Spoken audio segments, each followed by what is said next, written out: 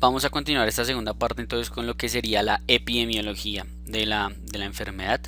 En cuanto a la epidemiología del Mycobacterium tuberculosis, lo que tenemos que saber es que es la infección más prevalente a nivel mundial. Un tercio de la población mundial está infectada. Esto es una gran cantidad de personas. Que esté infectada no quiere decir que tenga la infección activa en este momento, puede ser que todos tengan infección latente, pero vean como un tercio de la población mundial tiene tuberculosis en algún lado de su organismo y por eso es un problema de salud pública, especialmente en los países en donde es endémico. Tiene una infección anual de 10 millones de personas y anualmente causa la muerte de casi 2 millones de personas a nivel mundial. La tuberculosis venía en descenso, de hecho el plan era eliminarla antes del 2000, evidentemente no se logró y veníamos pues un poco bien, por así decirlo, veníamos en descenso de lo que era la epidemiología y la incidencia de la tuberculosis. Sin embargo, una vez empieza toda esta pandemia del VIH, empieza a ocurrir una reemergencia del Mycobacterium tuberculosis más o menos hasta el año 2010 y posteriormente desde el 2010 nuevamente empezamos. Por ahora estamos en una tendencia a una disminución de lo que es estas infecciones por la tuberculosis. Tiene una incidencia de 20 a 100 por cada 100.000 habitantes en Latinoamérica y afecta principalmente a países en desarrollo, especialmente en estos países a la población de los bajos estratos socioeconómicos. Vean a nivel mundial cómo América Latina es tan importante, especialmente lo que sería Perú, lo que sería Bolivia, a tener en consideración de que tiene una alta prevalencia de Mycobacterium tuberculosis. Evidentemente no estamos tan mal como los sitios en donde es más grave la Mycobacterium tuberculosis, como es en África, como es en Asia, China, India, Rusia. Y además que el otro problema que tienen, gracias a Dios por ahora nosotros no lo tenemos, pero otro problema que tienen de momento África, Asia, es que tienen también un aumento en la incidencia y la prevalencia de las cepas multirogoresistentes del Mycobacterium tuberculosis. ¿Cuáles son los factores de riesgo para uno infectarse como tal de Mycobacterium tuberculosis? Tenemos varios. El más importante de ellos es definitivamente la infección con el virus de inmunodeficiencia humana, con cualquier CD4. Si bien es mucho más prevalente con CD4 por debajo de 200, con cualquier conteo de CD4 el VIH es un factor de riesgo muy importante a tener en consideración para sufrir tuberculosis. De hecho, de todos los casos, o sea, de esos 10 millones de casos que les dije que habían anualmente, 12% tienen infección con VIH que se diagnostica sea al momento de que se diagnostica la tuberculosis o que ya venían previamente diagnosticados con VIH, y el 25% de las muertes por Mycobacterium tuberculosis se dan en pacientes VIH positivo. Los otros tenemos las inmunosupresiones, especialmente lo que son los inhibidores del TNF-alfa, el uso de sustancias psicoactivas, desnutrición, comorbilidades, ser hombre, más que todo el hombre no por términos hormonales, sino por el hecho de las actividades, el nexo epidemiológico, que es lo que se conoce como el signo de Pompe, o sea, el haber estado en contacto cercano con un paciente que tenga diagnóstico de Mycobacterium tuberculosis, y el bajo estrato socioeconómico. Hablemos entonces propiamente ahora sí de lo que sería la infección de la tuberculosis pulmonar. La presentación clínica va a variar, como hemos visto, de si es una TBC primaria progresiva o si es una TBC secundaria.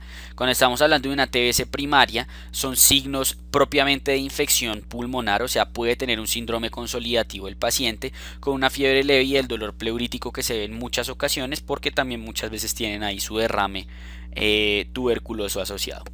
Por su parte, la TBC secundaria, cuando hay una reactivación, es lo que nos referimos con TBC secundaria, la presentación suele ser con los famosos síntomas B, que son los síntomas que uno pregunta cuando un paciente cree que tiene síndrome constitucional y puede tener de pronto un cáncer.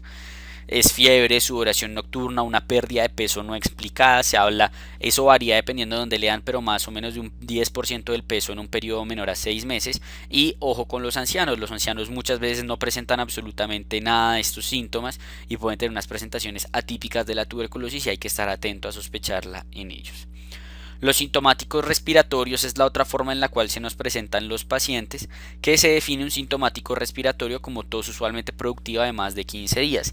Esto en los pacientes que no tienen VIH. Ya vamos a ver que en los pacientes que tienen VIH cambia la definición de sintomático respiratorio, pues por lo menos según el último consenso que se estableció acá a nivel de Colombia, que se publicó a finales del año pasado. En cuanto a la imagenología, nuevamente va a variar dependiendo de si estamos en una TS primaria o en una TS secundaria. En una TS primaria, la radiografía de tórax lo que más nos va a mostrar es el compromiso iliar, adenopatías iliares o paratraqueales con derrame pleural e infiltrados, mientras que a nivel de una TS secundaria lo que más nos va a mostrar son infiltrados apicales, cavitaciones, puede tener hallazgos, digamos, atípicos en algunos casos, pero lo más común es que se vea así. Pero no hay que olvidar que hay presentaciones atípicas de Mycobacterium tuberculosis que se puede presentar con un tuberculoma, o sea, una masa, y ya puede presentarse como una neumonía atípica. Pero lo común y lo que uno más espera es encontrar infección o afección, más que todo de los segmentos apicales de los pulmones, y usualmente con cavitaciones por el carácter destructivo de la infección por Mycobacterium tuberculosis. Son múltiples las complicaciones que pueden surgir secundarias a la infección. Puede haber hemoptisis cuando hay TBC endobronquial, puede haber neumotórax, puede haber bronquiectasias, puede haber destrucción pulmonar extensa, incluso destrucción total de un pulmón. Recuerdo mucho un caso que había en un hospital de los cuales yo practico acá en Colombia, donde había un paciente sin un pulmón, casi que literalmente por Mycobacterium tuberculosis tenía un aumento compensatorio en el volumen del otro pulmón. Shock séptico no es muy común, pero puede llegar a ocurrir. Se relaciona con malignidad, la tuberculosis se ha relacionado con una mayor incidencia y un mayor riesgo de sufrir cáncer de pulmón. Tromboembolismo venoso también se ha relacionado, y el riesgo de aspergilosis pulmonar, especialmente cuando uno tiene una afección cavitaria. Recordar que el aspergillus es un hongo que le encanta meterse en cavidades preformadas y hacer un micetoma ahí, que es lo que se conoce como el aspergiloma. Son múltiples los diagnósticos diferenciales que hay que tener en cuenta: infecciones por micobacterias no tuberculosas, infecciones fúngicas, sarcoidosis, abscesos pulmonares, embolismos sépticos, cáncer pulmonar, linfoma, entre otros. Cuando nosotros sospechamos entonces que el paciente puede tener tuberculosis, hay que hacer el diagnóstico. Para el diagnóstico tenemos todas estas estrategias, en donde tenemos lo que es hacer una tinción de Ziehl-Neelsen. La tinción de Ziehl-Neelsen se le puede hacer literalmente a lo que ustedes quieran: piel, esputo, orina, lo que ustedes quieran. Pero digamos que teniendo en cuenta que estamos hablando de infección pulmonar, estamos hablando sobre todo de lo que es la tinción de Ziehl-Neelsen del esputo del paciente. El cultivo, que los medios de cultivos, por lo menos el que se utiliza acá en Colombia, es el Lowenstein-Jensen, que tiene un tiempo demorado, como les estaba diciendo, de más o menos unos 18 a 21 días para positivización. Y pruebas moleculares, que las pruebas moleculares actualmente cada vez más utilizadas, la más conocida de ellas es el GeneXpert, en donde lo que se busca es hacer un diagnóstico mediante una PCR en estos pacientes. La muestra, digamos, como les estaba diciendo, usualmente se obtiene desde el esputo. El esputo se puede obtener de forma natural, y en los pacientes que no producen esputo se produce o se induce con solución salina hipertónica. Y la otra forma en la cual se puede obtener, usualmente más que todo cuando un esputo inicial no sale negativo y tenemos todavía la sospecha, es mediante una broncoscopia de un lavado broncoalveolar, de un procedimiento invasivo en el cual se mete, como su nombre le dice, una cámara por el bronquio, se hace un lavado del árbol bronquial y se aspira ese lavado, y eso es lo que se cultiva. Como les mencionaba, principalmente cuando persiste la sospecha diagnóstica pese a lo que se conoce como baciloscopias negativas, que las baciloscopias es tinciones de esputo. Cuando hay incapacidad de obtener esputo o cuando el diagnóstico es urgente. Hay un pero acá que hay que mencionar con esta segunda condición de incapacidad de obtener esputo, porque sobre todo en los niños que no producen esputo, se ha visto que el lavado gástrico podría tener un papel diagnóstico importante, con una buena sensibilidad para el diagnóstico y la realización de lo que serían unas pseudobaciloscopias. Y otras muestras si no es pulmonar, ¿no? TBC renal, lo que sea. En todo se puede hacer búsqueda patológica, histopatológica y microbiológica del Mycobacterium tuberculosis. Recuerden que a nivel patológico, quizá eso no se los mencioné en la parte pasada, el Mycobacterium tuberculosis forma lo que se conocen como unos granulomas caseificantes.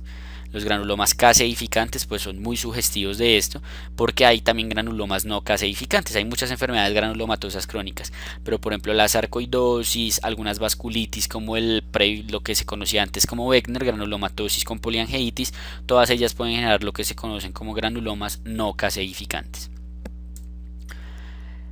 Siguiendo entonces con lo del diagnóstico, digamos que los pasos van a ser así. Lo primero que vamos a hacer cuando tengamos un paciente sintomático respiratorio o algo por el estilo es pedirle sus vaciloscopias seriadas. Posteriormente de esas vaciloscopias se pide un cultivo de las mismas y se hace pruebas moleculares en los escenarios en los cuales se pida. Idealmente uno debería pedirle a todos los pacientes el test de liberación de interferón gamma y el péptido proteínico purificado, que son muestras que se utilizan más que todo para tuberculosis latente, como veremos en la tercera parte del video. Sin embargo, no es tan común pedirlos, mucho menos en una búsqueda de un diagnóstico de una tuberculosis activa. Su uso está más que todo determinado para lo que es el diagnóstico de la tuberculosis latente. Hablemos entonces de lo primero que vamos a hacer, que son las vaciloscopias seriadas. Para las vaciloscopias seriadas tenemos una toma de esputo que se hace en 3 ocasiones, las cuales idealmente deben estar separadas por 8 a 24 horas, como se suele hacer normalmente es una vaciloscopia por día. Y lo que se hace es que se valora en primer lugar que sea un esputo adecuado con lo que se conocen como los criterios de Murray, en donde uno debe obtener unos 5 a 10 cc de esputo donde haya más de 25 leucocitos por campo, menos de 10 células epiteliales por campo, y esto nos habla de que realmente estamos frente a un esputo. Cuando la relación se invierte, menos de 10 leucocitos, más de 25 epiteliales, es saliva, y cuando está por ahí mezclado, después es un esputo mixto o una muestra mixta. Y se requiere más de 10 a la 4 unidades formadoras de colonias. Las vaciloscopias las suelen interpretar por cruces dependiendo de cuántos bacilos se vean por campo. Entonces una cruz cuando se ve menos de un bar por campo en 100 campos observados, 1 a 10 bar por campo en 50 campos observados, o 10 bacilos por campo en 20 campos observados sería 3 cruces. Las cruces no son tan importantes. Si tiene una cruz, pues tiene tuberculosis, listo, nos habla es de qué tan bacilífero es el paciente, pero en términos diagnósticos no va a tener como tal una importancia tan importante. En cuanto al cultivo, como les decía, el que más se utiliza es el Lowenstein-Jensen. Tenemos otro que es el Middlebrook, y hay otras pruebas que se utilizan una vez un cultivo sale positivo, porque resulta que si el cultivo no sale positivo puede que no sea necesariamente una micobacteria tuberculosa, sino una no tuberculosa. Entonces se hacen pruebas de identificación como el Malditov, y en ocasiones pruebas de susceptibilidad, especialmente en lo que es la susceptibilidad y la resistencia a la rifampicina y a la isoniazida, pero sobre todo a la rifampicina. En cuanto a las pruebas moleculares, es la prueba ideal actualmente, como les mencionaba, es lo que deberíamos hacer idealmente a todos los pacientes cuando les tomamos una muestra, pero pues debido a su costo evidentemente no se lo podemos hacer a todos los pacientes. Lo que hace es, digamos, valorar si está o no el Mycobacterium tuberculosis mediante una técnica de PCR. Han salido nuevas técnicas que ya no es el GeneXpert o el Mycobacterium tuberculosis BDR, sino que es una secuenciación como tal completa del genoma, porque la secuenciación completa del genoma, además de identificar al Mycobacterium, identificaría todas las resistencias que éste tenga, mientras que digamos que el expert está más que todo o lo que logra valorar es si hay resistencia o no a la rifampicina. El uso del lipoarabinomanano en orina cada vez está más devaluado, no se utiliza de rutina en los pacientes, y en los únicos en los que se ha mostrado que podría tener una utilidad diagnóstica, es en los pacientes con VIH que están seriamente enfermos y hospitalizados o que tienen un conteo de CD4 menor de 100. Esto es lo que se vería en la biopsia. Como les mencionaba, que eran los granulomas caseificantes que se pueden ver en los pacientes con Mycobacterium tuberculosis. Entonces aquí tenemos en resumen de todas las cosas en las cuales nos podemos apoyar para el diagnóstico, como la radiografía de tórax, las pruebas microbiológicas, las pruebas basadas en cultivo, las pruebas de detección de antígeno y las pruebas moleculares, donde definitivamente las de mejor sensibilidad y especificidad son las pruebas moleculares. Recordar que la de antígeno solo es útil en los pacientes con VIH, CD4 bajo o que estén seriamente enfermos, y ya lo que es digamos las técnicas microscópicas podemos hacer uso inicialmente de las tinciones y finalmente de lo que serían los cultivos. Este es uno de los esquemas que tenemos por lo menos en una de las GPS de las guías de práctica clínica acá en Colombia, en donde nos hablan de que un paciente sintomático respiratorio le hacemos vaciloscopias. Si una está positiva es un caso confirmado, si están negativas y persiste el cuadro clínico sospechoso, sí le cultivamos la tercera muestra de vaciloscopia y valoramos si podemos esperar o no el cultivo. Idealmente pues no, digamos que no sería lo ideal que un paciente nos continúe ahí de pronto repartiendo tuberculosis. Y lo mejor sería evaluar pruebas complementarias. Esta es bastante vieja, aquí definitivamente no se habla de las pruebas moleculares, pero aquí sería el paso perfecto para una prueba molecular o un lavado broncoalveolar o algo por el estilo. Y si es positivo, pues es un caso confirmado, mientras que si son negativos o si todo sigue negativo, pues no es un caso de Mycobacterium tuberculosis. Aquí está cómo según el estado de la enfermedad podríamos ver las diferentes pruebas que tenemos. Este TST es la misma PPD y el IGRA, que como les decía es la que se utiliza sobre todo para la tuberculosis latente, porque está presente en ella mientras que lo demás no lo está, pero está positiva en las demás y las demás también. Entonces es más útil utilizar las otras cuando estamos hablando de una infección activa, que es lo que estamos revisando pues de momento en esta parte. Entonces el cultivo suele estar negativo excepto en las formas clínicas. La prueba de esputo también suele estar positiva, más que todo es cuando tiene una tuberculosis activa, no cuando es subclínica, porque cuando es activa sobre todo es que es bacilífera. Son infecciosos los pacientes principalmente en la tuberculosis activa, no tanto en la subclínica. Los síntomas son principalmente en la tuberculosis activa y el tratamiento es pues ya lo veremos ahorita que hablemos del tratamiento. En cuanto a la prevención del Mycobacterium tuberculosis, la única vacuna que tiene validación, pese a que se han tratado de hacer un montón de vacunas, es la BCG, y realmente nadie entiende muy bien cómo funciona la BCG. La BCG es una vacuna atenuada de un bacilo, ¿cierto? De un bacilo que es una micobacteria, que confiere resistencia principalmente a los niños en las formas graves y diseminadas de tuberculosis. Es una inmunidad que adquieren los niños y que no dura mucho, no es vitalicia, entonces más que todo es tratando de prevenir la morbimortalidad infantil secundaria a la infección por Mycobacterium tuberculosis. Su uso es bastante debatido, hay algunos países que lo usan, otros países que no, por lo menos acá en Colombia sí se utiliza, está incluido en el plan ampliado de inmunizaciones, que es nuestro esquema pues digamos de vacunaciones que da el gobierno. Pero hay muchos países en donde no se utiliza, donde más argumentan no utilizarlos en los países que no son endémicos de tuberculosis, porque esta vacuna confiere, digamos, alteraciones en cuanto a lo que es las interpretaciones de las PPDs, y que es una de las pruebas que más se usa para determinar si un paciente tiene o no tuberculosis latente. Hablemos ahora sí propiamente de lo que sería el manejo entonces de la tuberculosis en estos pacientes. Para el manejo, los objetivos que tenemos es erradicar la enfermedad, prevenir la transmisión y prevenir el desarrollo pues, de la resistencia.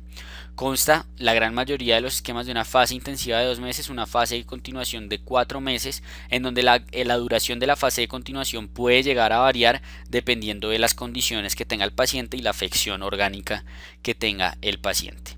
Anteriormente siempre se daba la terapia guiada por tiempo, o sea, tantas semanas y tantas semanas. Actualmente se prefiere hacer la terapia guiada por dosis. ¿Listo? Entonces se dice son tantas dosis, no sé, 56 dosis en 2 meses y 150 y pucho dosis en las 4 meses. Y lo que uno va contando son dosis y no semanas de tratamiento. Hay una alta tasa de mala adherencia al manejo, por lo que hay un montón de estrategias que se han inventado para tratar de mejorar, digamos, este aspecto de la enfermedad, y la que más se utiliza y más tiene recomendaciones actualmente es la terapia DOT, Direct Observed Treatment, o sea que el paciente va y le dan la pastilla, no es que el paciente tenga las pastillas en su casa, se verifica que se la haya tomado, se mira bien la cavidad bucal, que el paciente realmente haya, digamos, deglutido el medicamento. La fase intensiva de los 2 meses va a estar compuesta usualmente por lo que se conoce como el tetraconjugado, isoniazida, rifampicina, etambutol, piracinamida, mientras que la fase de continuación suele estar dada únicamente con 2 medicamentos, que es la isoniazida y la rifampicina. Esto es lo que les mencionaba, una fase intensiva 56 dosis, una fase de continuación 112 dosis con el tetraconjugado y aquí con el biconjugado, que a esto es más con el peso saber cuántas tabletas serían. Hay algunos otros regímenes que se pueden llegar a utilizar en los pacientes que no tienen la capacidad, digamos, sobre todo en los pacientes en los que se da de que más bien no es que no tengan la capacidad, sino que no va a haber la adherencia del manejo. Entonces vean cómo hay incluso esquemas avalados de 3 veces por semana por 54 dosis, que evidentemente tienen una tasa de éxito menor a lo que sería las dosis todos los días.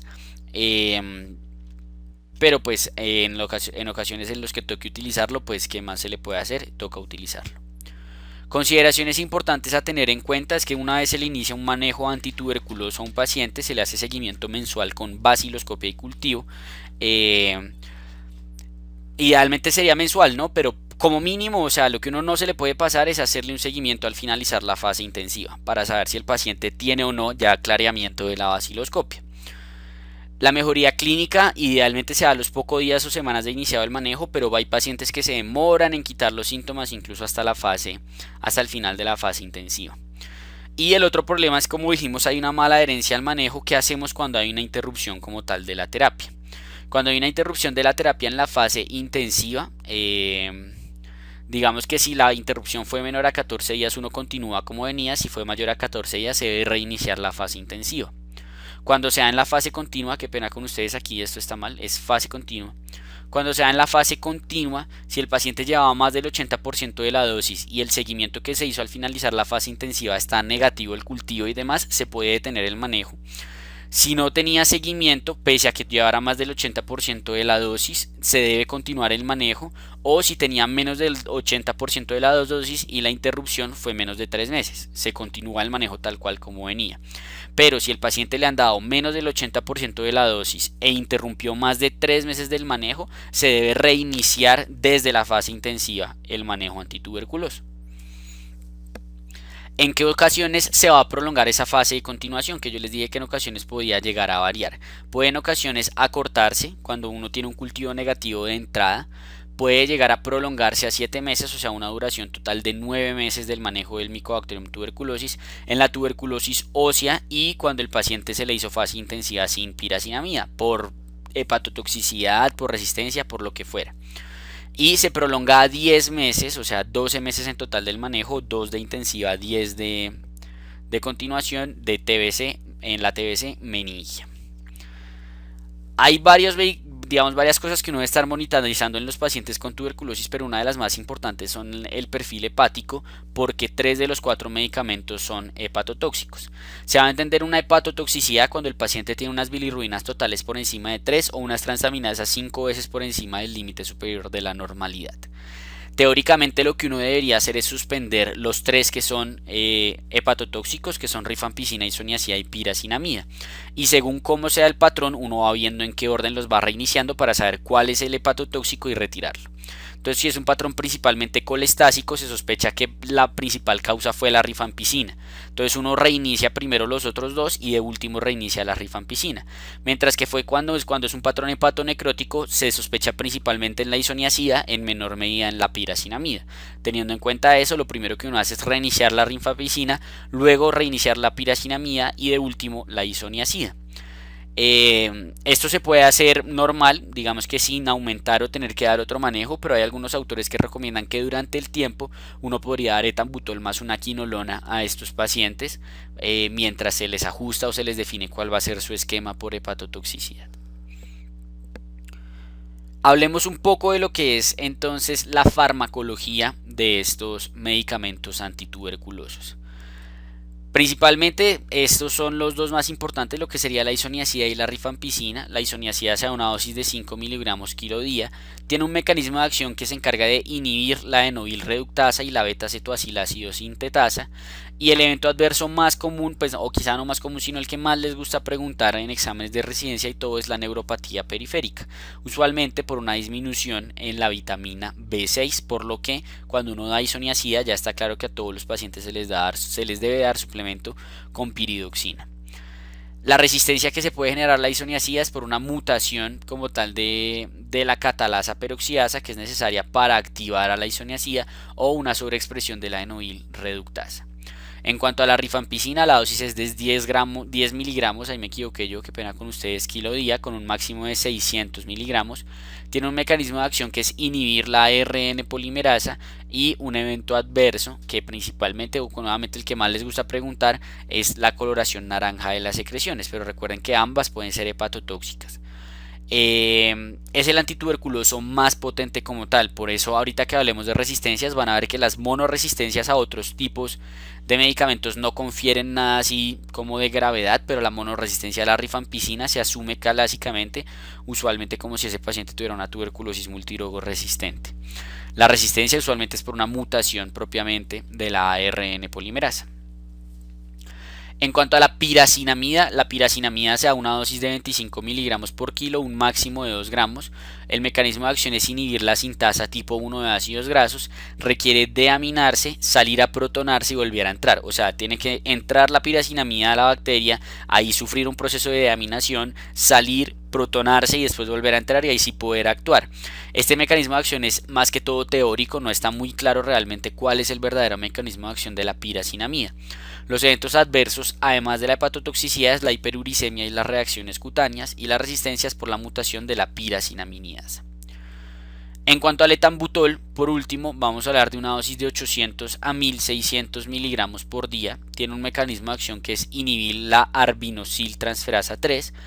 Un evento adverso principal que es lo que es la neuritis óptica, principalmente pues una discromatopsia como un daltonismo adquirido entre el verde y el rojo más que todo, y es el único de los tres que es bacteriostático, o sea, es el antituberculoso menos potente de todos. La resistencia suele ser por sobreproducción de la arabinosil transferasa. En cuanto a medicamentos de segunda línea, cuando hay resistencias o algo por el estilo, tenemos varios. El más importante de estos son las quinolonas respiratorias, que recuerden que pues mal llamadamente respiratorias son las quinolonas de tercera generación, como levofloxacina, moxifloxacina y gatifloxacina. Y por eso siempre en las opciones, en las oportunidades que tengan de ver los videos que hemos montado de antibióticos, van a ver que siempre hay una gran insistencia en decir las quinolonas son la última línea de manejo en los pacientes, por lo menos acá en Colombia, idealmente por lo menos acá en América Latina, porque si uno pone quinolonas a todo, tenemos el lío de estar seleccionando cepas resistentes de Mycobacterium tuberculosis, y si nos llega un paciente que requiere un manejo de segunda línea, ya no le vamos a poder dar el medicamento que más sirve en estos escenarios, que son las quinolonas respiratorias.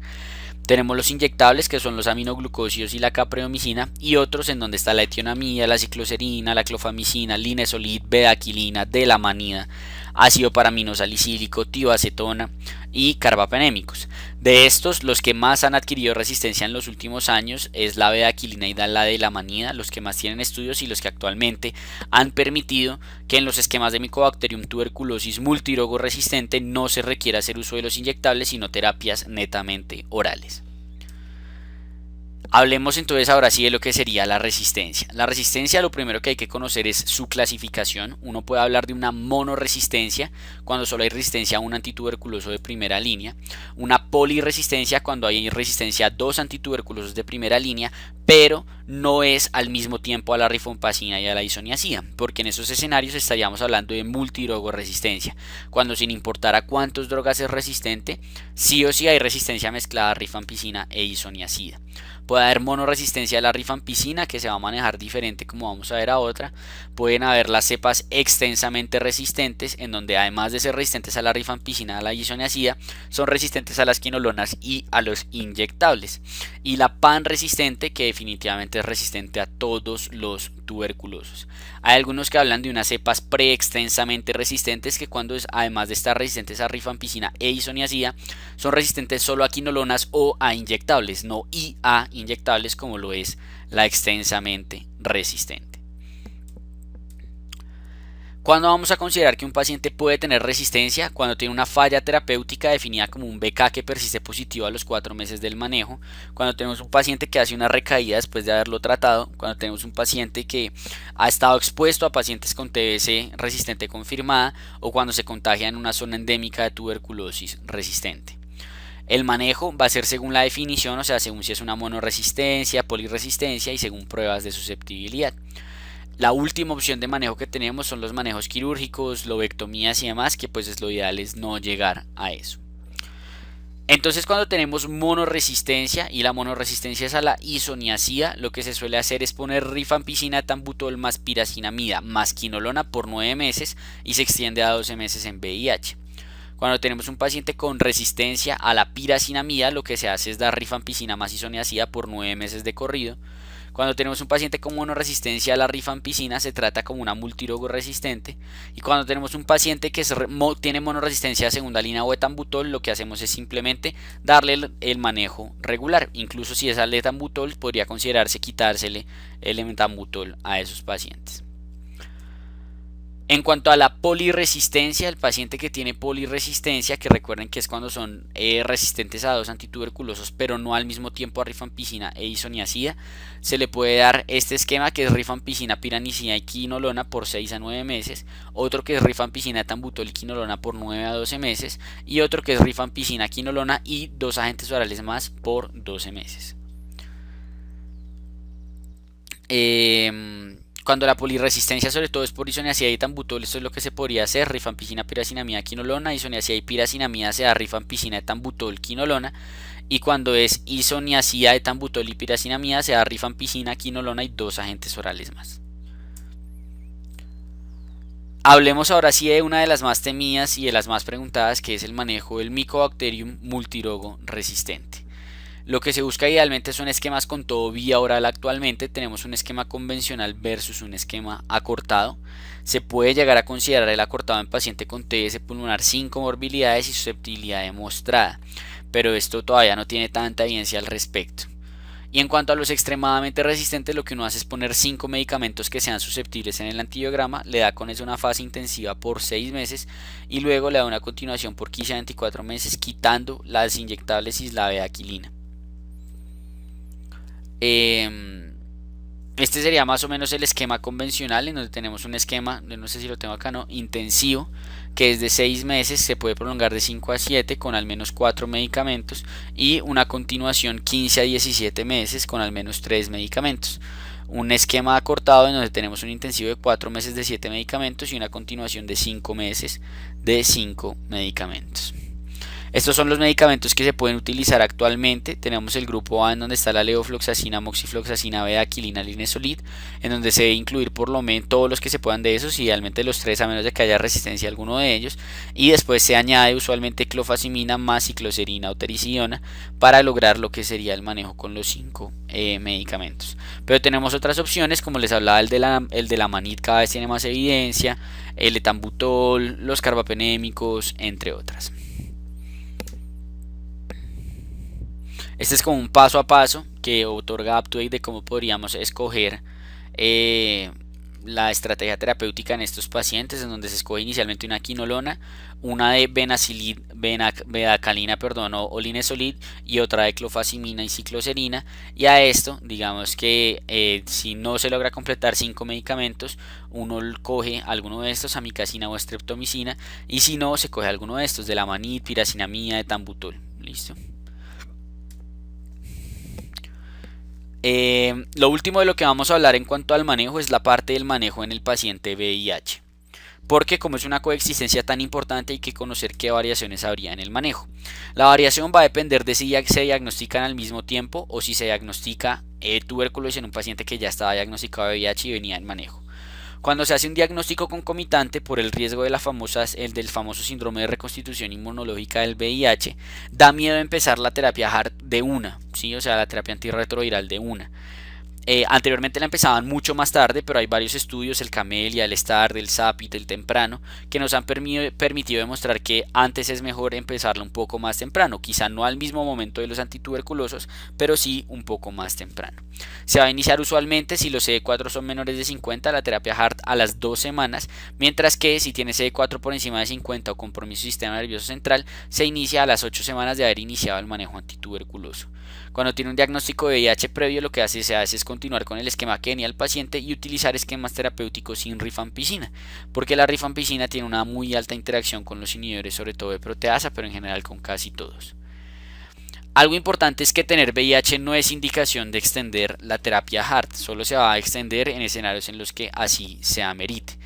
Como les decía, idealmente lo mejor es no dar rifampicina, porque al dar rifampicina estaría contraindicado el uso de varios antirretrovirales muy importantes como el tenofovir, la fenamida, los inhibidores de proteasa o el maraviroc, y tocaría muchas veces doblar las dosis, por ejemplo, de los inhibidores de integrasa.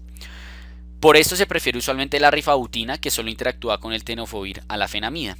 Como les había dicho, que es lo que les quedaba como debiendo, en el paciente inmunosuprimido, sobre todo paciente VIH, la definición de sintomático respiratorio cambia, ya no tiene una determinante de tiempo, sino que simplemente cualquier paciente con tos, fiebre, pérdida de peso o sudoración nocturna debe considerarse un sintomático respiratorio y hacérsele por entonces la búsqueda de una tuberculosis activa a esos pacientes. Lo último de lo que nos queda hablar del manejo es que hay veces, así como el SIRI, ¿sí? Así como el VIH nos puede hacer una reconstitución inmunológica, eh, la tuberculosis también nos puede hacer algo que se llama una reacción paradójica, que es cuando hay como una reconstitución inmune en un paciente con tuberculosis, que no necesariamente debe tener VIH y no es un síndrome de reconstitución inmunológica del VIH, es un síndrome de reconstitución inmune de la tuberculosis. Se da en el 2,4% de los casos. Los principales factores de riesgo, si bien es estar inmunosuprimido, hay otros como una carga basilar elevada, reconstitución del recuento linfocitario o predisposición genética, en donde lo que se ve es que hay una reacción paradójica, un empeoramiento clínico y paraclínico de los síntomas en estos tipos de pacientes y que se deben manejar usualmente con corticoides. Si esto es lo que decía, es el empeoramiento clínico y o radiológico posterior al inicio del manejo antituberculoso, es un diagnóstico de exclusión, se puede presentar hasta 3 meses después del inicio del manejo y el manejo se puede intentar con corticoides, aunque no es muy claro realmente cómo se haría bien eso.